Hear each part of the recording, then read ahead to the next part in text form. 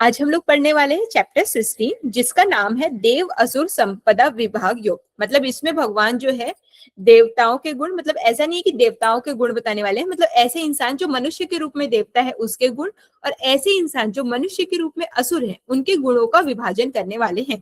ठीक है, तो इसको आज हम लोग समझते हैं। चलिए स्टार्ट करते हैं हिनायत से। हिनायत पढ़ना, एक सेकंड में इसको स्टार्ट करती हूँ। अथ षोडशो अध्याय श्री भगवानुवाच। पढ़िए। अभ्य सत्य संशु ज्ञाने नियोग्य व्यवस्थिति दाने दमक्ष यज्ञश स्वाध्यायस्तप अर्जवम। श्री भगवान बोले, भय का स्वार्थ का अभाव, अंत करण की पूर्ण निर्मलता, तत्व ज्ञान के लिए ध्यान योग में निरंतर दृढ़ स्थिति और सात्विक दान, इंद्रियों का दमन, भगवान देवता और गुरुजनों की पूजा तथा अग्निहोत्र आदि उत्तम कर्मों का आचरण एवं वेद शास्त्रों का पठन पाठन तथा भगवान के नाम और गुणों का कीर्तन, स्वधर्म पालन के लिए कष्ट सहन और शरीर तथा इंद्रियों सहित अंतःकरण की सरलता। ठीक है, तो यहाँ पे भगवान क्या बोल रहे हैं, ये जितने भी गुण है वो देवताओं वाले गुण है, मतलब देव संपदा वाले गुण है। तो देखिए, ऐसा इंसान जिसके अंदर फियर नहीं है, ठीक है, फियरलेस। अंतःकरण की पूर्णतः निर्मलता, मतलब वो अंदर से भी प्योर है। ठीक है, तत्व ज्ञान के लिए ध्यान योग की निरंतर स्थिति, मतलब वो अपने लाइफ में अच्छी चीजों को जानने के लिए वो कॉन्सेंट्रेटेड है, मतलब ध्यान योग हमेशा वो मतलब ध्यान लगा सकता है, मतलब ये। नेक्स्ट है सात्विक दान। सात्विक दान मतलब ऐसा दान को सात्विक दान बोलते हैं। सपोज टू से कोई इंसान है, उसको किसी चीज की जरूरत है, आप उसको उसी चीज की दे रहे हो। सपोज टू से कोई गरीब है, उसको भूख लग रहा है, ठीक है, अब आप उसको जाके कपड़े दे दो, वो सात्विक दान नहीं होगा। उसको भूख लग रही है तो उसको खाना दो, उसको कपड़े की जरूरत है तो कपड़े दो, वो चीज होती है सात्विक दान, मतलब जिस समय जिस चीज की जरूरत हो वो दान करना। ठीक है, फिर इंद्रियों के दमन, मतलब सेल्फ सेंस ऑर्गन पे कंट्रोल, भगवान देवता और गुरुजनों का रिस्पेक्ट और पूजा, अग्निहोत्र मतलब डेली यज्ञ आदि कर्म, उत्तम कर्मों के आचरण, और डेली मतलब वेद मंत्रों का पठन पाठन, भगवान का नाम जपना, गुण कीर्तन तथा स्वधर्म पालन के लिए कष्ट सहना। मतलब जैसे स्वधर्म, जैसे अभी मैं इसका खुद का एग्जांपल दूंगी कि मुझे ना 4 बजे की क्लास के लिए उठना बहुत मुश्किल होता है। ठीक है, मतलब सुबह की क्लास से भी ज्यादा मुश्किल 4 बजे की क्लास के लिए उठना मुश्किल होता है। पर स्वधर्म पालन के लिए, मतलब मेरा धर्म क्या है, मैं आप लोग की क्लासेस टाइम से लूं, तो उसके लिए कष्ट है ना। ठीक है, उठना पड़े तो उठो, मतलब उसके लिए थोड़ी बहुत दिक्कत उठानी पड़े तो उठा लो। ऐसे ही मतलब आप लोग क्लास करने के लिए अपना कुछ कुछ छोड़ रहे हैं, उसी को बोलते हैं स्वधर्म के लिए कष्ट पालन। तथा शरीर और इंद्रियों सहित अंतःकरण की सरलता, ये सब जो है देवता स्वभाव वाले लोगों के गुण होते हैं। मतलब यहाँ पे भगवान क्या बोलना चाह रहे हैं, जो व्यक्ति सच्चा है, शांत है और दयालु है, वो ईश्वर के सबसे करीब है। नेक्स्ट है शिवानी, पढ़िएगा। एक बार मैं ऊपर करती हूँ। मैम रोटेट कर देंगे आप? इसको बड़ा कर सकती हूँ। हाँ चलेगा। अहिंसा, सत्य, क्रोध त्याग, शांति, पेशुनम, दया, भूतेश लुत्फम, मार्द, चापलम। मन, वाणी और शरीर से किसी प्रकार भी किसी को कष्ट ना देना, यथार्थ प्रिय भाषण, अपना अपकार करने वाले पर भी क्रोध ना होना, कर्मों में कर्तापन के अभिमान का त्याग, अंतःकरण की उपरति अर्थात चित्त लता का अभाव, किसी भी निंदनीय ना करना, सब भूत प्राणियों में हेतु रहित दया, इंद्रियों का विषयों के साथ संयोग होने पर भी उनमें आसक्ति ना होना, कोमलता, लोभ और शास्त्र से विरुद्ध आचरण में लज्जा और व्यर्थ चेष्टाओं का अभाव। ठीक है, तो ये कौन कौन सी चीजें हैं? देखिए, अहिंसा, सत्य, क्रोध ना करना, या फिर त्याग, शांति, ये सब डिवाइन गुण है। मतलब दूसरों को दुख ना देना, प्यार से बोलना, मन को शांत रखना बहुत जरूरी है। ये सब भी देवता वाले, मतलब देव संपदा वालों के गुण है। नेक्स्ट है ममता, पढ़िए। तेज क्षमा, ग्रति, शोच मद्रोह, नाति मान्यता, भवन्ति संपदः देवी मम विज्ञातस्य भारत। तेज, क्षमा, धैर्य, बाहर की शुद्धि एवं किसी में भी शत्रु भाव न होना और अपने में पूज्यता के अभिमान का अभाव ये सब तो है अर्जुन। देवी संपदा को लेकर उत्पन्न हुए पुरुष के लक्षण है। ठीक है, तो देखिए यहाँ पे सब उसको समझा दिया गया है। यहाँ पे तेज का मतलब क्या है, किसी का प्रभाव, मतलब जैसे कि सपोज टू से कोई इंसान आया, उसकी हमने बात सुनी, हमारे जीवन में उसका प्रभाव रह गया, उसको बोलते हैं तेज। ठीक है, मतलब जैसे सपोज टू से एक हम कार्यक्रम में गए, वहां कोई आईएएस आया, उसने अपनी स्टोरी बनाई, उस स्टोरी को सुन के हमारे जीवन में उसका बहुत एक छाप छूट गया कि वाह ये कितना अच्छा इंसान, इसकी बातें सुन के, वो जो होता है तेज होता है। ठीक है, फिर है क्षमा, धैर्य, बाहर की शुद्धि मतलब जो एक्सटर्नल हम नहाते धोते हैं वो शुद्धि, और अंदर की भी शुद्धि उसको बोलते हैं जिसमें किसी के लिए क्लेश भाव नहीं होता, किसी भी किसी के लिए शत्रु भाव का ना होना, मतलब सबके लिए नॉर्मल रहना, और अपने में पूज्यता के अभिमान का अभाव, मतलब खुद को एकदम ऐसे महान ना समझना। ये सब जो है देवी संपदा को लेकर उत्पन्न हुए पुरुषों के लक्षण है। तन्वी नेक्स्ट पढ़ना।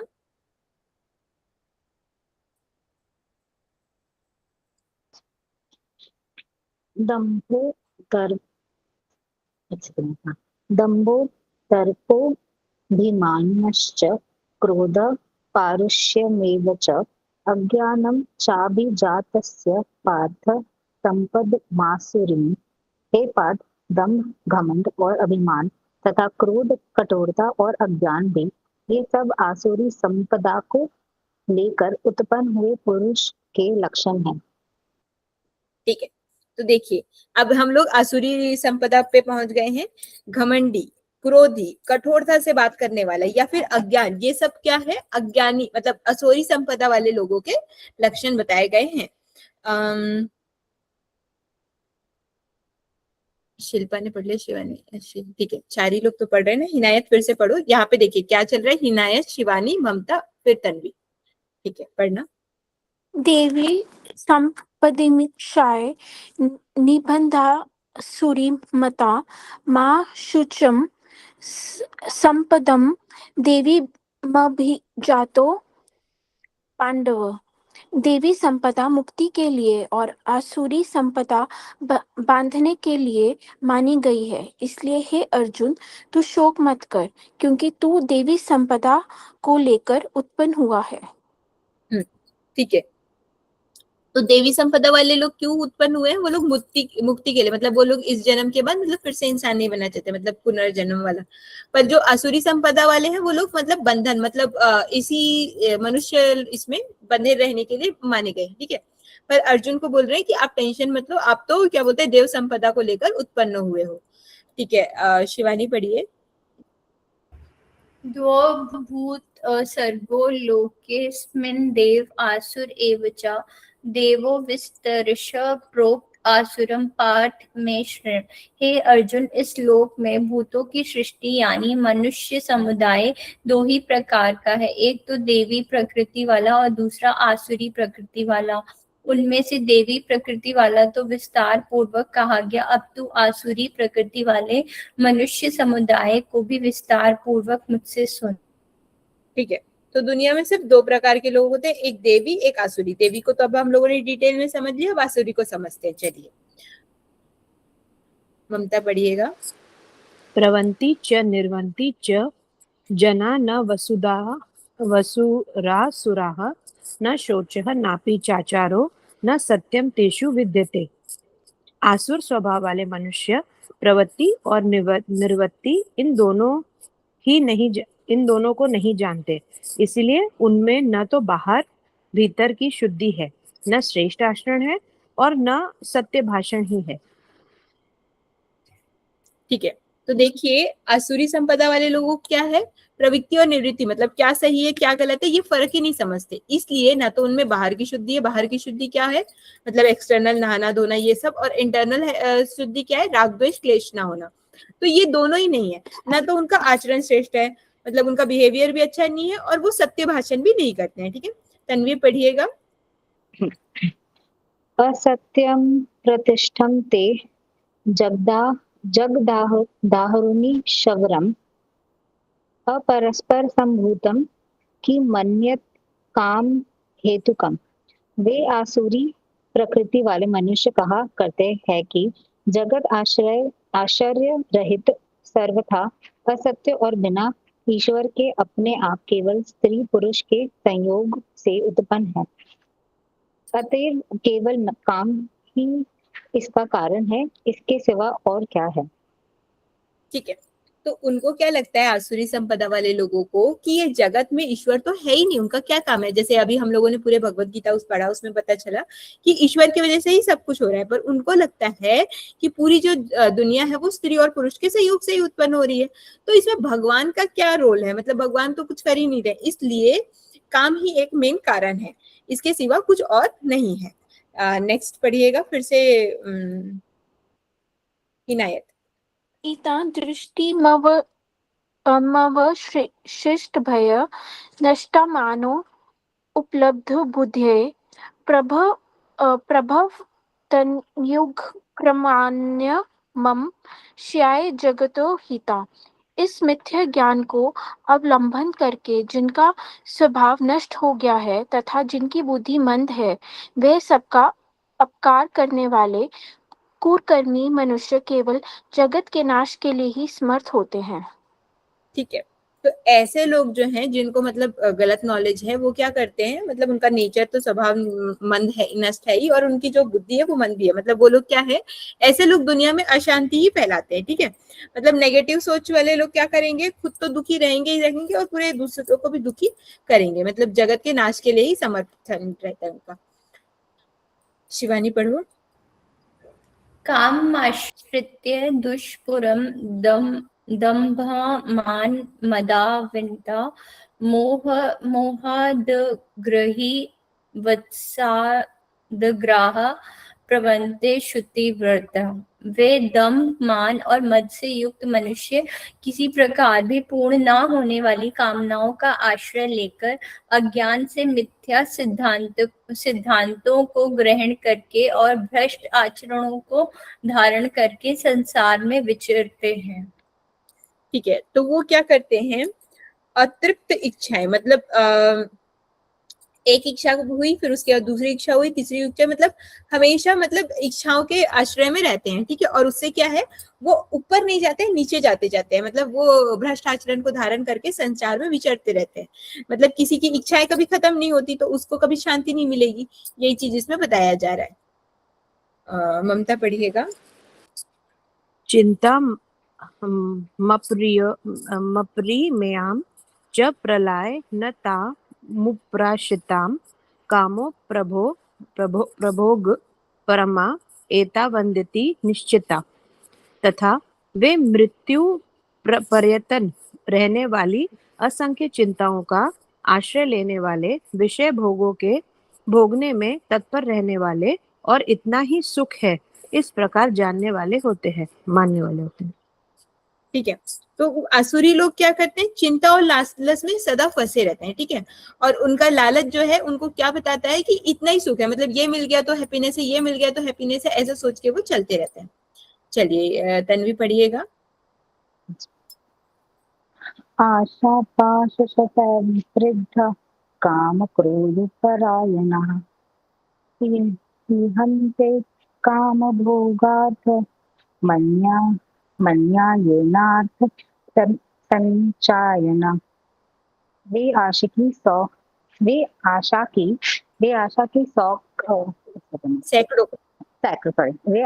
सैकड़ों फांसियों से बंधे हुए मनुष्य काम क्रोध के परायण होकर विषय भोगों के लिए अन्याय पूर्वक धनादि पदार्थों का संग्रह करने की चेष्टा करते हैं। ठीक है, तो यहाँ पे क्या है, उनकी पहली बात तो असंख्य इच्छाएं रहती है, मतलब ये भी कर लें, वो भी कर लें, ये भी चाहिए, वो भी चाहिए। अब उसके लिए पैसा कैसे मिलेगा, उसके लिए वो गलत तरीके से, मतलब अन्याय पूर्वक धन आदि का संग्रह करने की चेष्टा करते हैं। मतलब वो जो है हमेशा चिंताओं में फंसे रहते हैं, मतलब वो मोह और इच्छा के जाल में फंसे रहते हैं, जिससे उनका पीस जो है हमेशा के लिए चला जाता है, क्योंकि उनके अंदर संतोष ही नहीं रहता। ठीक है, चलो पढ़ो हिनायत। इदमध्ये मया लब्धिमिमं प्राप्स्ये मनोरथम् इदमस्ति दमपि मे भविष्यति पुनर्धनम्। वे सोचा करते हैं कि मैंने आज ये प्राप्त कर लिया है और अब इस मनोरथ को प्राप्त कर लूंगा। मेरे पास ये इतना धन है और फिर भी ये हो जाएगा। ठीक है, तो वो हमेशा ना इसी कैलकुलेशन में रहते हैं, इतना कमा लिया, इतने से इतना हो जाएगा, फिर इतना और इसके लिए मतलब ये इच्छा है, इसके लिए और संग्रह कर लूंगा। तो वो क्या है, मतलब केवल धन और सफलता पे ही हमेशा गर्व करते रहते हैं। असो मया हत्र शत्रुः निर्षय चापरान्नापि ईशो मह भोगी सिद्धो बलवान सुखी। वह शत्रु मेरे द्वारा मारा गया और उन दूसरे शत्रुओं को भी मैं मार डालूंगा। मैं ईश्वर हूँ, ऐश्वर्य को भोगने वाला हूँ, मैं सब सिद्धियों से युक्त हूँ और बलवान तथा सुखी हूँ। ठीक है, तो इस पे आप भक्त प्रहलाद के पिताजी का नाम क्या था, हिरण्यकश्यप, रावण, इनको याद कीजिए। मतलब वो लोग हमेशा इसमें लगे रहते थे कि इस शत्रु को मार लिया, अब इसको मार लूंगा मैं। मतलब वो खुद को ईश्वर मानने लगते थे और ऐश्वर्य को भोगने वाला समझते थे। उनको लगता था कि वही सब सिद्धियों से युक्त है, बलवान है और सुखी है। ठीक है, नेक्स्ट टाइम ममता पढ़िएगा। बापरे। आड्यो ब्रिजन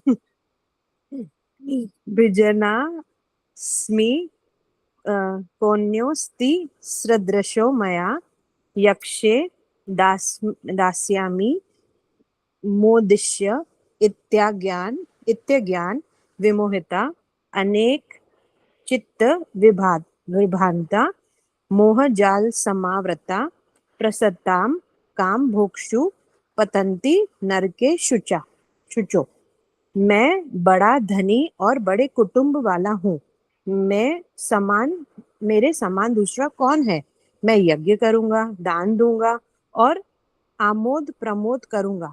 इस प्रकार अज्ञान से मोहित रहने वाले तथा अनेक प्रकार से भ्रमित चित्त वाले मोह रूप जाल से सम्रावृत और विषय भोगों में अत्यंत आसक्त आसुर लोग महान अपवित्र नरक में गिरते हैं। ठीक है, तो आप इसको देखिए। ये लोग क्या करते हैं, मतलब दिखावे में की जिंदगी जीते हैं। मतलब इनको ना बाहरी इमेज से बहुत ज्यादा फर्क पड़ता है। मतलब उनको लगता है मैं बहुत अमीर हूँ, बहुत कुटुंब वाला हूँ, मतलब मेरी धन धान्य से बड़ा हुआ है, और वो दिखावे के लिए यज्ञ करना चाहते हैं, दान देना चाहते हैं, मतलब हंसी मजाक करना चाहते हैं। इस प्रकार वो सदैव अज्ञान में मोहित रहते हैं और इसकी वजह से क्या रहता है, उनका मन जो है भ्रम और तनाव में रहता है। मतलब नेगेटिव थॉट से वो अनस्टेबल रहते हैं। ठीक है, इसलिए जो मतलब आसुरी, अत्यंत आसुर महान लोग मतलब अपवित्र नरक में गिरते हैं। पढ़ो तन्वी। आत्मसंभाविता सत्बाधा धनमान धनमान मदान्विता यजन्ते नाम यज्ञस्ते दम्भेन विधिपूर्वकम। वे अपने आप को ही श्रेष्ठ मानने वाले घमंडी पुरुष धन और मान के मद से युक्त होकर केवल नाम मात्र के यज्ञों द्वारा पाखंड से शास्त्र विधि रहित यजन करते हैं। ठीक है, तो वो लोग क्या करते हैं, मतलब अपने घमंड की पूर्ति के लिए, मतलब दिखावे के लिए सिर्फ पूजा करते हैं। मतलब उनके भक्ति जो है दिल से नहीं होती, सिर्फ दिखावे के लिए होती है। हिनायत पढ़ो। अहंकारं बलं दर्पं काम क्रोध च संश्रिता माम आत्मा परदेशु तो भय सुए काम। वे अहंकार, बल, घमंड, कामना और क्रोध आदि के प्रायण और दूसरों की निंदा करने वाले पुरुष अपने और दूसरों के शरीर में स्थित मुझ अंतर्यामी से द्वेष करने वाले होते हैं।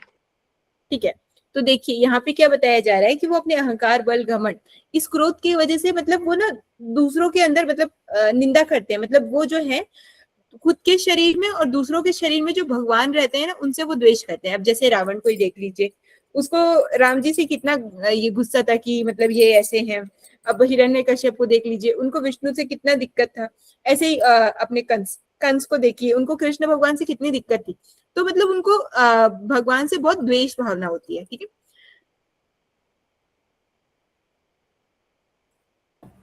तानः द्विषत क्रूरा संसारेषु नराधमान् क्षिपाजशुम्भानासुरीवेश योनिश। उन द्वेष करने वाले पापचारी और क्रूर कर्मी नराधमों धमों को मैं संसार में बार बार आसुरी योनियों में ही डालता हूँ।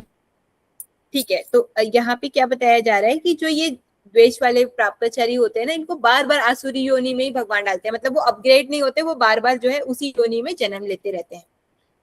पढ़िए ममता। आसुरी योनि मापना मूढ़ा जमनी जमनी माम प्रापयोरेव कोन्यत ततो यान्त धर्मा गतिम। हे अर्जुन, वे मूढ़ मुझको न प्राप्त होकर ही जन्म जन्म आसुरी योनि को प्राप्त होते हैं, फिर उससे भी अति नीच गति को ही प्राप्त होते हैं, अर्थात घोर नरकों में पड़ते हैं। ठीक है, तो देखिए वो लोग मतलब मूल लोग जो मतलब ये लोग जन्म जन्म में आसुरी योनि को प्राप्त होते हैं, ये तो हमने जान लिया था, पर उससे मतलब हर बार जो है उससे नीच और अधोगति को प्राप्त होते हैं, मतलब घोर नरक में पड़ते जाते हैं। मतलब वो इसी संसार में बार बार उनका जन्म तो होता है, पर वो लोग और मतलब डिग्रेड होते जाते हैं, मतलब अच्छे इसमें जन्म नहीं देते हैं।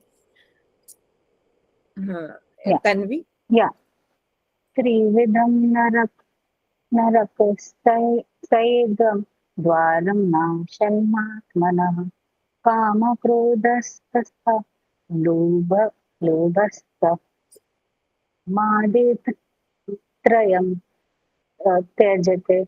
काम, क्रोध तथा लोभ, ये 3 प्रकार के नरक के द्वार आत्मा का नाश करने वाले अर्थात उसको अधोग गति में ले जाने वाले हैं। अतएव इन तीनों को त्याग देना चाहिए। ठीक है, तो ये श्लोक बहुत बार आता है, मतलब काम, क्रोध और लोभ। ये हम लोग जो सुंदरकांड भी पढ़ते हैं ना, इसमें भी बोलता है अपने भाई को कि काम, क्रोध मतलब लोभ सब नरक के पंथ, मतलब ये सब नरक के द्वार हैं, और ये जो है आत्मा का नाश करने के लिए बने हैं। मतलब ये हमें हमारे सेल्फ को डिस्ट्रॉय करते हैं। क्या क्या है? काम मतलब डिजायर्स, ठीक है, एक्सेसिव डिजायर की ये हो जाए वो हो जाए, क्रोध एंगर, और लोभ अटैचमेंट, मतलब ये भी मिल जाए, मतलब लोभ मतलब अटैचमेंट नहीं होता है, लोभ मतलब होता है लालच की ये भी हो जाए वो भी हो जाए। ये तीनों जो है हमें मतलब अधोगत मतलब नरक के मार्ग है, मतलब हमें डिस्ट्रॉय करने के लिए बने हैं। ठीक है, नेक्स्ट है, बस 6 श्लोक है, जल्दी जल्दी करते हैं। एते विमुक्त कौन्तेय तमो द्वारे स्त्री भिर्नरमम आचर त्यागमम श्रेष्ठोत याति पराम गतिम। हे अर्जुन, इन तीनों नरक के द्वारों से मुक्त पुरुष अपना कल्याण का आचरण करता है, इससे वह परम गति को जानता है, अर्थात मुझको प्राप्त हो जाता है। ठीक है, तो देखिए अब अर्जुन को क्या बताना चाह रहे हैं भगवान कि ये जो मनुष्य तीनों द्वारों से मुक्त हो जाता है, मतलब इन तीनों द्वारों को छोड़ देता है, वो जो है कल्याण का आचरण करता है, मतलब वो अपने लाइफ में सक्सेस पाता है, अच्छे कर्म करता है और परम गति को प्राप्त करता है, मतलब वो ऊपर की ओर जाता है, मतलब वो भगवान को प्राप्त करता है।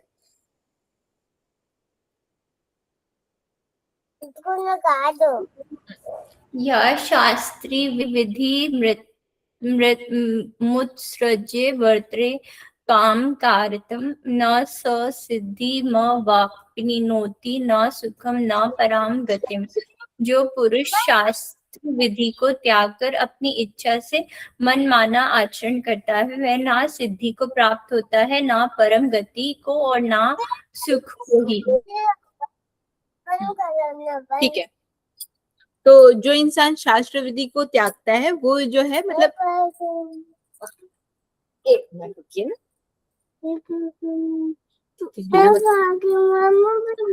मैं तो हल्ला मत कर।